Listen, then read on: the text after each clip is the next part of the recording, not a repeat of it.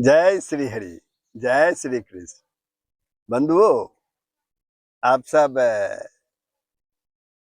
महाभारत के वन पर्व की कथाओं का श्रवण कर रहे हैं। इसके पूर्व आपने जो कथा श्रवण की वह था श्री कार्तिकेय जी के कुछ उदार कर्म और उनके नाम। उदार कर्म यानी किस प्रकार उन्होंने देवताओं को, राक्षसों को मारकर जीत दिलाई और महादेव जी की कृपा से वे इसमें सफल हुए। साथ ही अंत में देव महाराज युधिष्ठिर के पूछने पर मार्कंडेय जी उन्हें श्री कार्तिकेय जी के विभिन्न नामों को बताया। जो कार्तिकेय जी के दिव्य नाम हैं उन्हें बताया और यह भी बताया कि जो इनका पाठ करता है वह निसंदेह स्वर्ग, कीर्ति और धन को प्राप्त करता है। इन सारी बातों से आप अवगत हुए। अब आगे का जो प्रसंग है वह है द्रौपदी का सत्यभामा को अपनी चर्या सुनाना। और समय बचा तो आपको द्रौपदी का सत्यभामा को उपदेश तथा सत्यभामा की विदाई, ये प्रसंग भी आप सुनेंगे। तो बंधुओं, देर न करते हुए आइए मुख्य बिंदु पर यानी महाभारत के वन पर्व की कथाओं पर के बीच कथा प्रारंभ हो। बंधुओं, तो आप लोगों से अनुरोध है कि अपने विचार कमेंट बॉक्स में अवश्य ही लिखेंगे तथा शेयर करेंगे, लाइक करेंगे। अगर आपने वीडियो को सब्सक्राइब नहीं किया है तो अवश्य ही कर देंगे। तो चलिए अब हम लोग प्रसंग सुनते हैं। द्रौपदी का सत्यभामा को अपनी चर्या सुनाना। एक दिन महात्मा पांडव और ब्राह्मण लोग आश्रम में बैठे थे। महात्मा पांडव जो वन में थे, वन में बैठे हुए थे अपने आश्रम में, ब्राह्मण लोग भी वहीं बैठे हुए थे। उसी समय प्रियवादिनी द्रौपदी और सत्यभामा भी आपस में मिलकर एक जगह बैठी। कृष्ण भी आए हुए थे, मार्कंडेय जी भी आए हुए थे, सारे लोग आए थे और मार्कंडेय जी तो कहानी सुना ही रहे हैं। तो द्रौपदी जी, पांडवों की भार्या द्रौपदी जी भी सत्यभामा जी के साथ बैठी। उन दोनों की भेंट बहुत दिनों पर हुई थी, इसलिए वे प्रेम पूर्वक आपस में हंसी करने लगी, ठिठोली करने लगी और कुरुकुल एवं जदुकुल से संबंध तरह तरह की बातें करने लगी। इसी समय श्री कृष्ण की प्रेयसी महारानी सत्यभामा ने द्रुपद नंदनी कृष्णा से कहा। द्रौपदी का एक नाम कृष्णा भी है, जो द्रुपद की पुत्री थी। तो सत्यभामा ने द्रुपद नंदनी कृष्णा से कहा, क्या कहा कि बहन, तुम्हारे पति पांडव लोग लोकपालों के समान शूरवीर और सुदृढ़ शरीर वाले हैं। शूरवीर भी है और मजबूत शरीर वाले भी हैं। तुम उनके साथ किस प्रकार का बर्ताव करती हो जिससे कि वे तुम पर कभी कुपित नहीं होते, तुम पर कभी क्रोधित नहीं होते और सदा तुम्हारे अधीन रहते हैं। प्रिय, मैं देखती हूँ कि पांडव लोग सदा तुम्हारे बस में रहते हैं और तुम्हारा मुंह ताका करते हैं। सो यह रहस्य मुझे भी बताओ। सत्यभामा पूछती है द्रौपदी, तो ये इसमें क्या रहस्य है, मुझे भी ये रहस्य तो बताओ।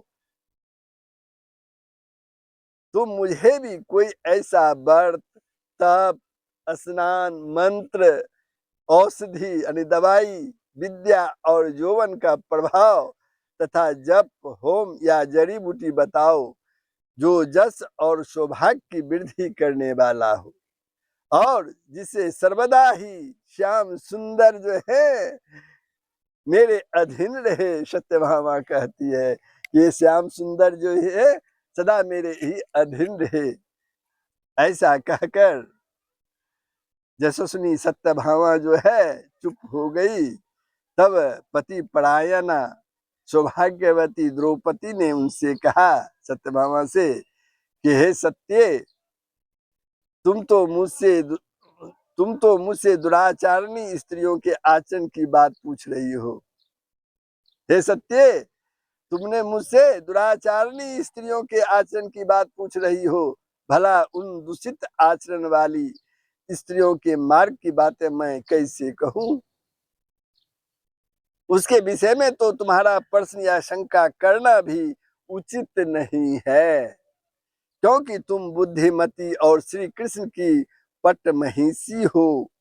जब पति को यह मालूम हो जाता है कि गृह देवी उसे काबू में करने के लिए किसी मंत्र तंत्र का प्रयोग कर रही है, पत्नी उसे काबू में करने के लिए किसी तंत्र मंत्र का उपयोग कर रही है, तो उससे उसी प्रकार दूर रहने लगता है जैसे घर में घुसे हुए सांप से।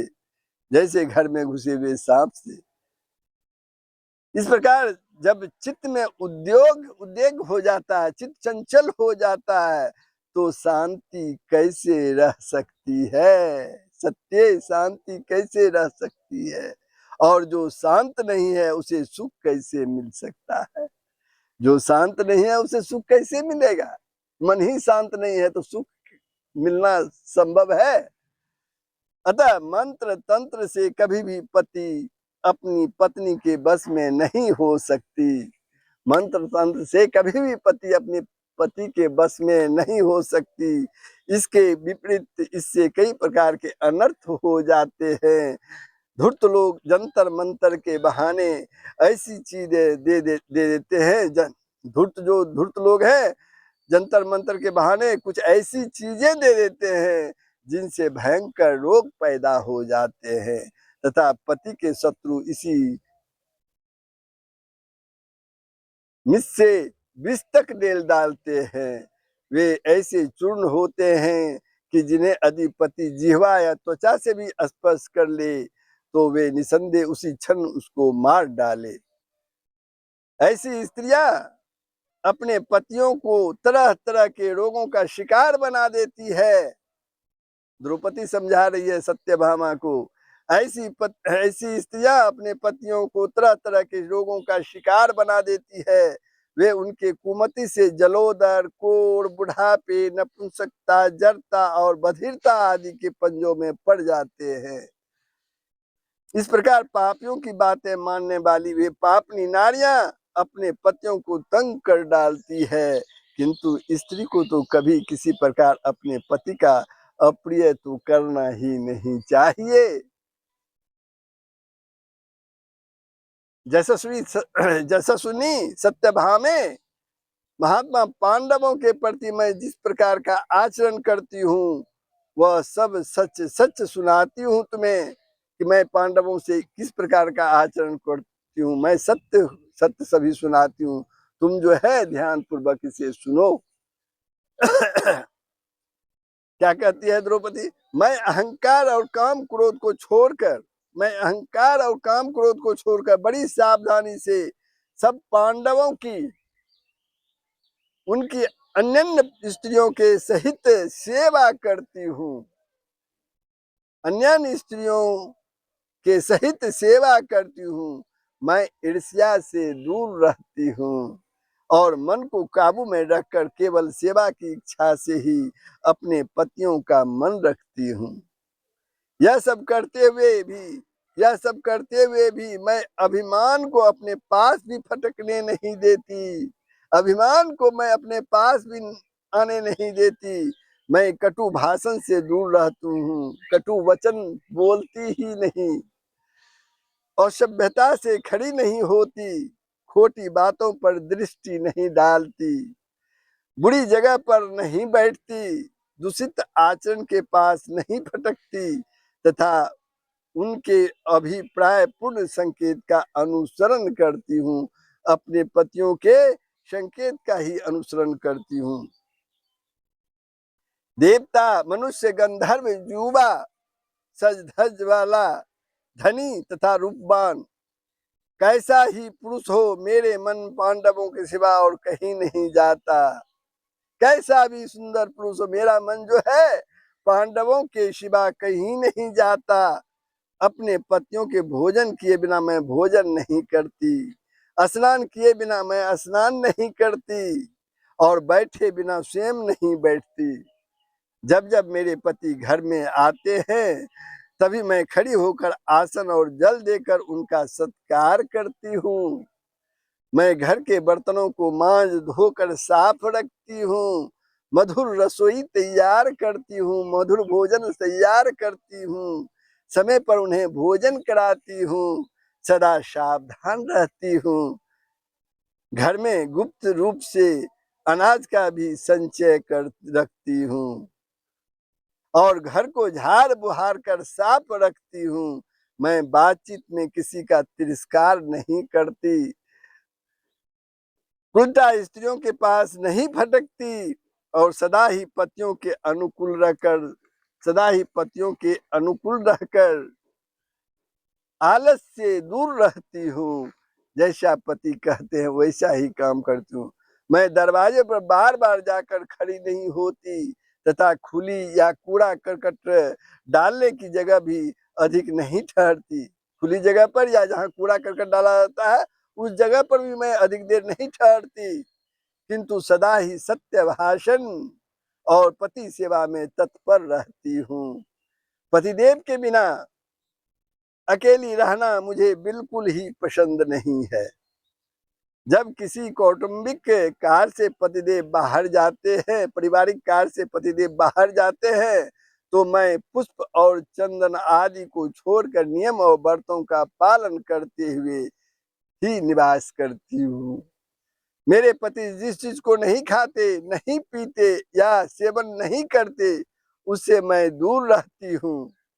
स्त्रियों के लिए शास्त्र ने जो जो बातें बताई है उन सब का मैं पालन करती हूँ। शरीर को यथा प्राप्त वस्त्रालंकार से सुसज्जित रखती हूँ तथा सर्वदा सावधान रहकर पतिदेव का प्रिय करने में तत्पर रहती हूँ। द्रौपदी बता रही है सत्यभामा को, सास जी ने मुझे कुटुंब संबंधी जो जो धर्म बताए हैं, मेरी सास ने कुटुंब संबंधी जो जो धर्म बताए हैं, जो जो धर्म बताए हैं, उन सब का मैं पालन करती हूँ। भिक्षा देना, पूजन, श्राद्ध, त्योहारों पर पकवान बनाना, माननीयों का सत्कार करना तथा और जो जो धर्म मेरे लिए विहित है उन सभी का मैं सावधानी से रात दिन आचरण करती हूँ। मैं विनय, आगे कहती है द्रौपदी, मैं विनय और नियमों को सर्वदा सब प्रकार अपनाए रहती हूँ। मेरे पति मृदुल चित्त, सरल स्वभाव, सत्यनिष्ठ और सत्य धर्म का पालन करने वाले हैं। मैं सर्वदा सावधान रहकर उनकी सेवा में लगी रहती हूँ। मेरे विचार से तो स्त्रियों का सनातन धर्म पति के अधीन रहना ही है। आगे कहती है द्रौपदी की, मेरे विचार से स्त्रियों का सनातन धर्म पति के अधीन रहना ही है। वही उनके इष्ट देव हैं और वही आश्रय भी। भला उसका अप्रिय कौन काम नहीं करेगी, अपने पति का अप्रिय कौन काम नहीं करेगी। मैं अपने पतियों से बढ़कर कभी नहीं रहती, उनसे अच्छा भोजन नहीं करती, उनकी अपेक्षा बढ़िया वस्त्राभूषण नहीं पहनती और न ही कभी सास जी से वाद विवाद ही करती हूँ। अपनी सासू माँ से मैं कभी भी वाद विवाद नहीं करती हूँ तथा सदा ही संयम का पालन करती हूँ। हे सुभगे, आगे कहती है द्रौपदी सत्यभामा से, हे सुभगे, मैं सावधानी से सर्वदा अपने पतियों से पहले उठती हूँ तथा बड़े बूढ़ों की सेवा में लगी रहती हूँ। इसी से पति मेरे बस में रहते हैं। वीर माता सत्यवादिनी आर्या कुंती की मैं भोजन वस्त्र और जल आदि से सदा ही सेवा करती रहती हूँ। द्रौपदी की सास तो कुंती ही थी ना। वस्त्र आभूषण और भोजन आदि में मैं कभी भी उनकी अपेक्षा अपने लिए कोई विशेषता नहीं रखती। पहले महाराज युधिष्ठिर के महल में नित्य प्रति 8,000 ब्राह्मण सुवर्ण के पात्रों में भोजन किया करते थे। महाराज युधिष्ठिर 88,000 गृहस्थ स्नातकों का भरण पोषण करते थे और उनके 10,000 दासियां थी। वे मणि जटित सुवर्ण के आभूषणों से सुसज्जित रहती थी। वे दासियां मुझे उनके नाम, रूप, भोजन, वस्त्र सभी बातों का पता रहता था और इस बात की निगाह रहती थी कि किसने क्या काम कर लिया है और क्या नहीं किया है। मतिमान कुंती नंदन की 10,000 दासियां हाथों में थाल लिए दिन रात अतिथियों को भोजन कराती रहती थी। जिस समय इंद्रप्रस्थ में रहकर महाराज युधिष्ठिर पृथ्वी पालन करते थे, उस समय उनके साथ 1,00,000 घोड़े और 1,00,000 हाथी चलते थे उनके साथ। उनकी गणना और प्रबंध मैं ही करती थी और मैं ही उनकी आवश्यकताएं भी सुनती थी। अंतःपुर के ग्वालों और गरेड़ियों से लेकर सभी सेवकों के कामकाज की देख रेख भी मैं ही किया करती थी। आगे द्रौपदी कहती है सत्यभामा से कि हे जशस्विनी, सत्यभामे, महाराज की जो कुछ आमदनी व्यय, जो कुछ आमदनी खर्च और बचत होती थी, उस सब का विवरण मैं अकेले ही रखती थी। पांडव लोग कुटुंब का सारा भार मेरे ऊपर छोड़कर पूजा पाठ में लगे रहते थे और आए गयों का स्वागत सत्कार करते थे और मैं सब प्रकार के सुख छोड़कर उसकी संभाल करती थी। मेरे धर्मात्मा पतियों का जो वरुण के भंडार के समान अटूट खजाना था, उसका पता भी एक मुझे ही को था। खजाने का पता सिर्फ मुझे ही था। मैं भूख प्यास को सहकर रात दिन पांडवों की सेवा में लगी रहती थी। उस समय रात और दिन मेरे लिए समान हो गए थे। मेरी यह बात सुन सच मानो कि मैं सदा ही सबसे पहले उठती थी और सबसे पीछे सोती थी। पतियों को बस में करने का मुझे तो यही उपाय मालूम है सत्यभामा। दुष्टा स्त्रियों के से आचरण तो मैं नहीं करती हूँ और न मुझे अच्छे ही लगते हैं। द्रौपदी की ये धर्म युक्त बातें सुनकर सत्यभामा ने उनका आदर करते हुए कहा, पंचाली, मेरी एक प्रार्थना है कि तुम मेरे कहे सुने को क्षमा करना। सखियों में तो जानबूझकर ही ऐसी हंसी की बातें कह ही दी जाती है। तो ये था द्रौपदी सत्यभामा का बातचीत और किस प्रकार द्रौपदी अपने पतियों पर को बस में कर रखी थी। ये चर्चा आप लोगों ने सुनी और ये प्रसंग आपको कैसा लगा, आप अपने विचार कमेंट बॉक्स में लिखेंगे। तो बंधुओं, मैं फिर विदा लेता हूँ। आगे का जो प्रसंग है, द्रौपदी का सत्यभामा को उपदेश तथा सत्यभामा की विदाई, ये प्रसंग आप इसके बाद सुनेंगे। तब तक के लिए मैं विदा लेता हूँ। जय श्री हरि, जय श्री कृष्ण, सबका कल्याण हो।